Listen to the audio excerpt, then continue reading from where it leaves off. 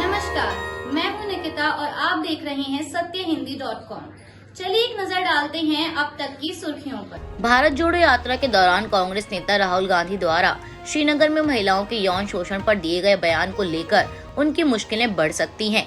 खबर है कि 16 मार्च को नोटिस भेजने के बाद कल रविवार 19 मार्च को दिल्ली पुलिस की टीम पूछताछ के लिए राहुल गांधी के आवास पर पहुंची और इस बात की सूचना मिलते ही कांग्रेस के तमाम बड़े नेता भी उनके घर पहुंच गए और केंद्र सरकार पर जुबानी हमला शुरू कर दिया। कांग्रेस नेता पवन खेड़ा ने कहा कि भारत जोड़ो यात्रा को खत्म हुए 45 दिन हो गए हैं।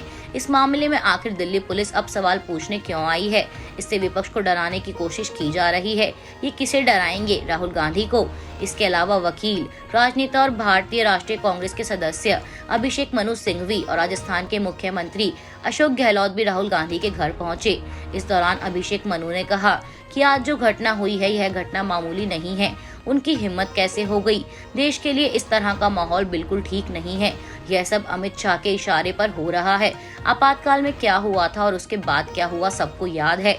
वहीं राजस्थान के मुख्यमंत्री अशोक गहलोत ने कहा कि दिल्ली पुलिस का राहुल गांधी के आवास पर जाना इंदिरा गांधी के जमाने की याद दिलाता है। आज की घटना कोई साधारण मामला नहीं है। देश के लोग इसे देख रहे हैं और आपको माफ नहीं करेंगे। इसके अलावा कांग्रेस महासचिव के.सी. वेणुगोपाल ने कहा कि जिस दिन से राहुल गांधी ने पीएम मोदी और अडानी के बीच रिश्तों पर सवाल उठाए हैं, तब से ही सरकार ने उन्हें परेशान करना शुरू कर दिया है। बीजेपी को राहुल गांधी की तरफ से उठाए गए सवालों का जवाब देना होगा।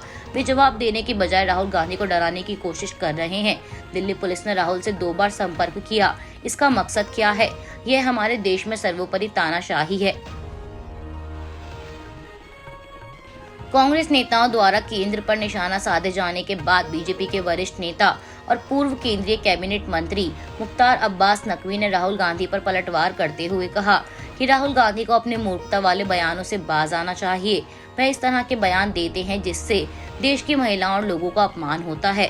जब गलत बयानबाजी करेंगे तो पुलिस और जांच एजेंसियां तो उनसे पूछताछ करेंगी ही। राहुल गांधी को अपने बयान के लिए देश से माफी मांगनी चाहिए। वे कुल्हाड़ी लेकर खुद कांग्रेस को बर्बाद करने के लिए निकले हुए हैं।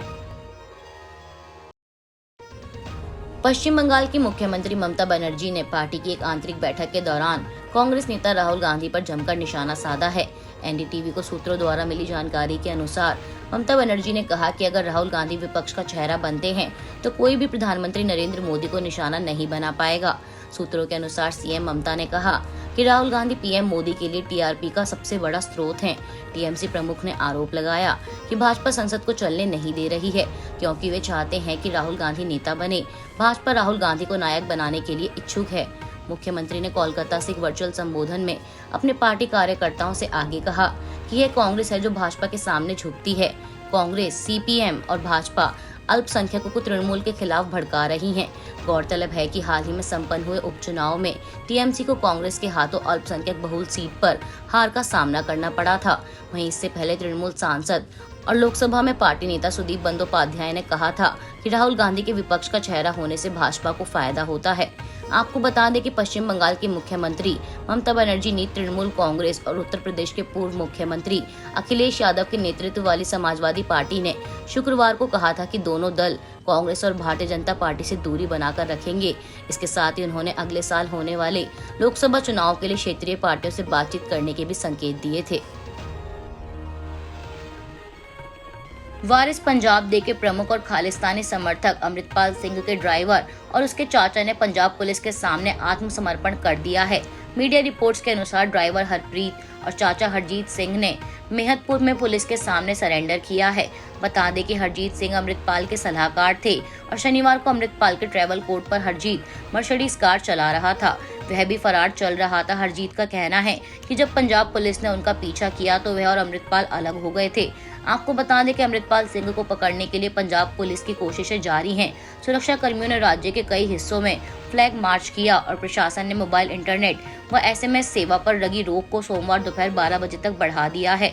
पुलिस ने बताया कि शनिवार को गिरफ्तार अमृतपाल के कथित सलाहकार और वित्त प्रदान करने वाले दलजीत सिंह कलसी और 3 अन्य को पंजाब से विशेष विमान के जरिए रविवार को असम ले जाया गया। जहां उन्हें डिब्रूगढ़ केंद्रीय कारागार में रखा जाएगा। पंजाब पुलिस के वरिष्ठ अधिकारियों ने बताया कि कानून व्यवस्था नियंत्रण में है और अफवाह फैलाने वालों को चेतावनी देते हुए कहा कि वह विभिन्न देशों, राज्यों और शहरों से आने वाली फर्जी खबरों की निगरानी कर रही है। उन्होंने कहा कि अमृतपाल को जल्द गिरफ्तार कर लिया जाएगा और शनिवार को उसके संगठन वारिस पंजाब डे के खिलाफ कार्रवाई शुरू करने के बाद किसी सुरक्षा चूक से इनकार किया है। वारिस पंजाब डे के प्रमुख अमृतपाल सिंह के समर्थन में खालिस्तानी समर्थक लंदन के भारतीय उच्चायोग में तोड़फोड़ करने की कोशिश कर रहे हैं। यह जानकारी ब्रिटिश उच्चायुक्त द्वारा दी गई है और साथ ही इस घटना की घोर निंदा भी की गई है। विदेश मंत्रालय के प्रवक्ता अरिंदम बागची ने कहा है कि मैं भारत के उच्चायोग के लोगों के खिलाफ और उच्चायोग के परिसर में आज हुए इस शर्मनाक कृत्य की निंदा करता हूं। यह पूरी तरह से अस्वीकार्य है। साथ ही उन्होंने यह भी कहा है कि ब्रिटेन के सबसे वरिष्ठ राजनयिक को नई दिल्ली में तलब किया जा रहा है। बता दें, लंदन में उच्चायोग में प्रदर्शनकारियों द्वारा भारतीय झंडा उतारने की घटना के संबंध में सरकार ने दिल्ली में ब्रिटेन के राजनयिकों को तलब किया है। ब्रिटिश सुरक्षा की पूर्ण अनुपस्थिति के लिए एक स्पष्टीकरण की मांग की गई थी, जिसने इन तत्वों को उच्चायोग परिसर में प्रवेश करने की अनुमति दी थी। ब्रिटेन में भारतीय राजनयिक परिसरों और कर्मियों की सुरक्षा के प्रति यूके सरकार की उदासीनता को भारत अस्वीकार्य मानता है। यूके सरकार से तत्काल कदम की मांग करते हुए विदेश मंत्रालय के आधिकारिक प्रेस रिलीज में कहा गया है कि यह उम्मीद की जाती है कि यूके सरकार आज की घटना में शामिल प्रत्येक व्यक्ति की पहचान करने, गिरफ्तार करने और मुकदमा चलाने के लिए तत्काल कदम उठाएगी और उसे जगह देगी। ऐसी घटनाओं की पुनरावृत्ति को रोकने के लिए कड़े उपाय किए जाएं। उत्तर प्रदेश कांग्रेस कमेटी के पूर्व अध्यक्ष अजय कुमार लल्लू ने मुख्यमंत्री योगी आदित्यनाथ पर उनके 6 साल के कार्यकाल को लेकर निशाना साधते हुए कहा कि किसान परेशान है और आलू को सड़कों पर फेंका जा रहा है। यहाँ अपराध चरम पर है, घरों को बुलडोजर से गिरवाया जा रहा है। उन्होंने आगे कहा कि ऐसा करके एक्शन नहीं होता है। सरकार के पास जवाब ही नहीं है कि अपराधी कौन है या कौन अपराध कर रहा है और इसके लिए कौन जिम्मेदार होगा। इसके साथ ही अजय कुमार लल्लू ने उमेश पाल हत्याकांड को लेकर कहा कि उमेश पाल की हत्या में जो भी अपराधी शामिल थे उनके खिलाफ सख्त कार्रवाई की जानी चाहिए। साथ ही प्रयागराज में लगातार हो रहे अपराध पर सरकार ने पिछले कार्यकाल में क्यों कोई कार्रवाई नहीं की। उन्होंने अपने खिलाफ दर्ज मामले में 1 साल की सजा पर कहा कि मैं कोर्ट का सम्मान करता हूं। मैं ऊंची अदालत में जाकर अनुरोध करूंगा कि मुझे न्याय मिले। वहीं बिजली कर्मियों के प्रदर्शन पर उन्होंने कहा कि कांग्रेस पार्टी बिजली कर्मियों के साथ है। अगर जरूरत आन पड़ी तो इस बाबत कांग्रेस गिरफ्तारी देकर जेल जाएगी। केंद्रीय कानून मंत्री किरेन रिजिजू द्वारा दिया गया एक बयान अब उनके लिए मुसीबत बनता दिखाई दे रहा है। केंद्रीय मंत्री के इस बयान को लेकर विपक्षी दलों ने उन पर निशाना साधा है। दरअसल किरेन रिजिजू ने शनिवार 18 मार्च को आयोजित एक कार्यक्रम में कहा था कि कुछ सेवानिवृत्त न्यायाधीश और एक्टिविस्ट भारत विरोधी गिरोह का हिस्सा थे। उन्होंने कहा कि कुछ लोग अदालत भी जाते हैं और कहते हैं कि कृपया सरकार पर लगाम लगाएं, कृपया सरकार की नीति बदलें। ये लोग चाहते हैं कि न्यायपालिका विपक्षी दल की भूमिका निभाए, जो नहीं हो सकता। वहीं अब कानून मंत्री के इस बयान पर विपक्ष ने कड़ा हमला बोला है। शिवसेना उद्धव बालासाहेब ठाकरे गुट के नेता संजय राउत ने मुंबई में संवाददाताओं से कहा कि यह किस तरह का लोकतंत्र है। क्या कानून मंत्री को न्यायपालिका को धमकाना शोभा देता है? यह उन न्यायाधीशों के लिए खतरा है जो सरकार के सामने झुकने से इनकार करते हैं और यह न्यायपालिका पर दबाव बनाने का प्रयास है। सरकार की आलोचना करने का मतलब देश के खिलाफ होना नहीं है।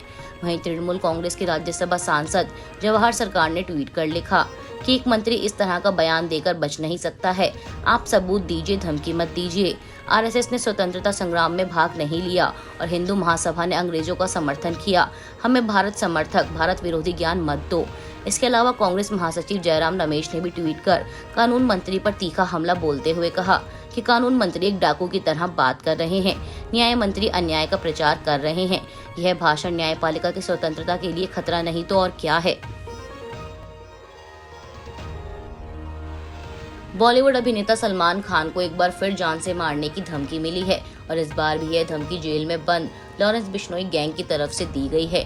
दरअसल सलमान खान के मैनेजर और करीबी दोस्त जॉर्डी पटेल प्रशांत गुंजालकर ने शुक्रवार को बांद्रा पुलिस स्टेशन पर शिकायत दर्ज कराते हुए बताया कि मुकेश गर्ग की तरफ से ऑफिशियल मेल आईडी पर शनिवार को एक धमकी भरा मेल आया था। उन्होंने बताया कि इस मेल में लिखा था कि गोल्डी भाई को बात करनी है तेरे बॉस सलमान से। लॉरेंस बिश्नोई का इंटरव्यू तो देख ही लिया होगा, उसने शायद नहीं देखा तो बोल दियो देख लेगा। मैटर क्लोज करना है तो बात करवा दियो, फेस टू फेस करना हो तो वो बता दियो। अभी टाइम रहते बता दिया है, अगली बार झटका ही देखने को मिलेगा। वहीं अब अभिनेता सलमान खान के मैनेजर की शिकायत के बाद पुलिस ने गोल्डी बरार और लॉरेंस बिश्नोई के खिलाफ आईपीसी की धारा 120B, 34 और 506(2) के तहत मामला दर्ज कर लिया है। आज के लिए बस इतना ही। बाकी की खबरों के लिए बने रहिए सत्यहिंदी.com के साथ।